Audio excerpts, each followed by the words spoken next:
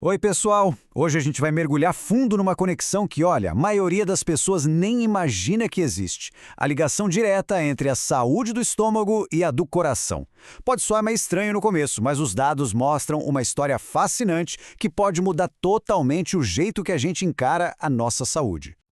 Bom, vamos começar com uma pergunta bem direta, daquelas para chacoalhar mesmo. Já parou para pensar se aquele remédio que parece a solução para a azia, na verdade pode estar, aos pouquinhos, prejudicando o coração? É uma ideia que vira de ponta cabeça o que a gente costuma ouvir, e é exatamente isso que vamos investigar. O centro da nossa conversa hoje é exatamente essa relação que parece improvável, mas é super importante. A gente vai descobrir como um ambiente bem ácido no estômago, algo que muita gente tenta combater, na verdade atua como um protetor silencioso da saúde do coração. Para a gente entender de verdade essa conexão, primeiro precisamos conhecer o herói anônimo dessa história. É uma molécula bem pequena, mas não se engane, o poder que ela tem para o nosso bem-estar é gigante. Apresenta a vocês o óxido nítrico, ou só NO. Pensa nele como se fosse o maestro do nosso sistema circulatório.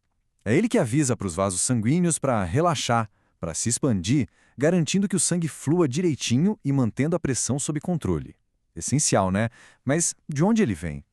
E aqui que a história começa a ficar realmente interessante. Acontece que o nosso corpo tem um plano B super inteligente para produzir essa molécula tão importante.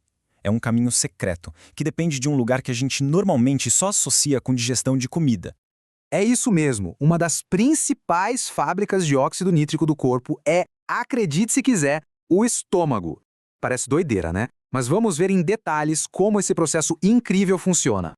O processo é simplesmente genial. Tudo começa com o que a gente come, tipo uma salada com espinafre. As bactérias da nossa boca já dão um primeiro passo, transformando os nitratos das folhas em nitrito. Aí, quando a gente engole, a mágica de verdade acontece lá no estômago. O ácido do estômago pega esse nitrito e converte em óxido nítrico puro, que é absorvido rapidinho e já sai trabalhando. Agora, atenção, porque aqui está o pulo do gato. Essa conversão fantástica não acontece de qualquer jeito. Ela precisa de um ambiente super ácido. Segundo as fontes, o ponto ideal é um pH de mais ou menos 3,4. É um ambiente bem ácido mesmo e é absolutamente essencial para que essa fábrica de óxido nítrico funcione a todo vapor. E é exatamente aqui que a gente encontra o grande conflito da nossa história. O que acontece quando, tentando buscar um alívio, a gente neutraliza essa acidez que é tão vital usando remédios super comuns? Olha, os números aqui são de cair o queijo. Os estudos que as fontes citam mostram que o uso contínuo, coisa de 3 a 5 anos de antiácidos potentes, pode aumentar o risco de infarto e derrame em impressionantes 40%. É um dado que faz a gente parar para pensar, e muito.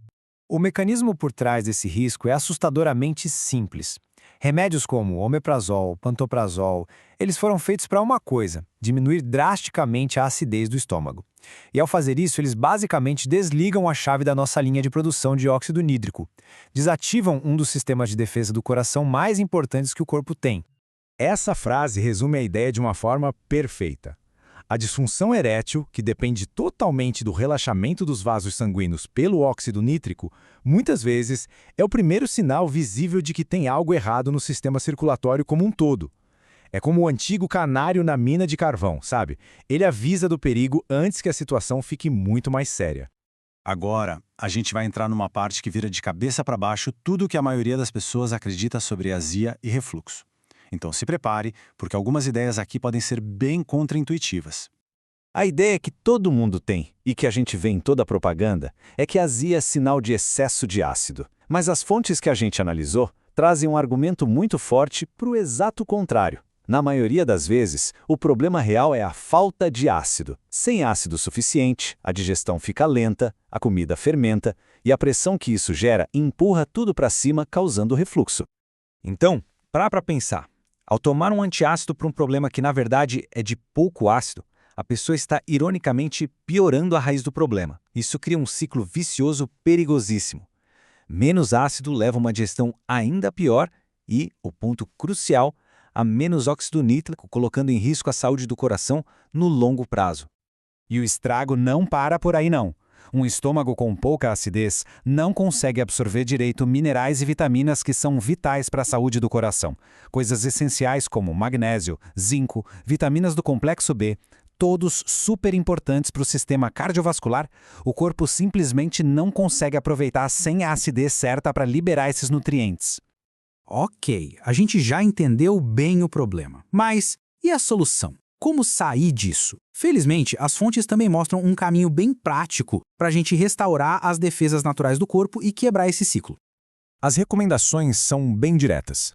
Primeiro, e isso aqui é super importante, qualquer mudança em remédio controlado tem que ser feita com acompanhamento médico, sempre. Dito isso, algumas estratégias simples podem ajudar, como usar um pouco de vinagre de maçã diluído antes das refeições para ajudar a criar um ambiente ácido ideal. E claro, garantir que a alimentação tem os ingredientes que o corpo precisa para produzir ácido, como zinco e iodo. E com isso a gente encerra a análise. A pergunta que fica no ar e que eu deixo para reflexão é a seguinte: será que na nossa busca por um alívio imediato da azia, a gente não está, sem perceber, abrindo mão de uma das defesas mais importantes do nosso coração? É um pensamento poderoso sobre como tudo no nosso corpo está incrivelmente conectado.